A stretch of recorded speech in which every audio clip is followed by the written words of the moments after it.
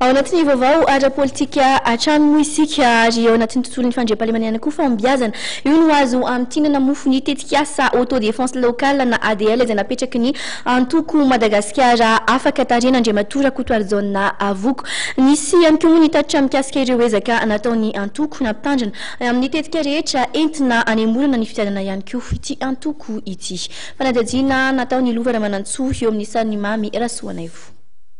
Naomby ny tetikasa autodéfense locale na ny ADL izay napetraky ny Kungfu sy ny pomba ny antoko Madagasikara afaka izay tarian'Andriamatoa Rakotoarizona Avoko tamin'ny volana Martsa lasa teo. Io no navotra ny Front National ny antoko raha nitava tamin'ny mpanao gazety ny tena nio maraina io tetsy am'birao any etsy 67 hectares. Nafinaritra tokoa fa namokatra le fametrahana le hoe système ADL na le autodéfense locale na le fiarovatena isan-tanàna zany satria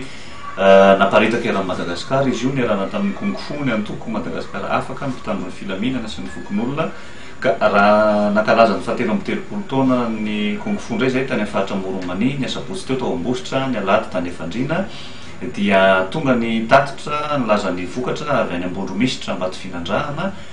dia tafaverina somatsara teo amin'ny fokon'olona ny omby lasa nydalotro na denisy aza ny fifandonana sy ny fanarahandina nandritra ny roa andro sy tapany tamin'iny volana Mars iny. Efa nanomboka anazy vahana ary nihitatra ny ivelany ihany koa ny rafitry ny antoko Madagasikara afaka ho iatrany Andriamatoa Rakotoarizona Avoko. Nisy ny fiofanana nataonay zany niaraka tamin'ny vondrona iraisam-pirenena izay nikarakarain'io iza dia nalefa avy hatrany izany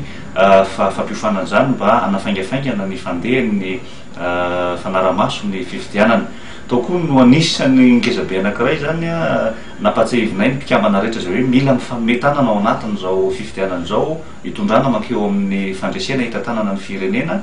dia nisy ny famezantanana ho an'ny eto toerana sy any ivelany satria tafatsangana tamin'ny herinandro teo koa ny antoko mafy tany Frantsa any Champagny zay misy an'Andriamatoa Emile ny filohany ny tany Maurice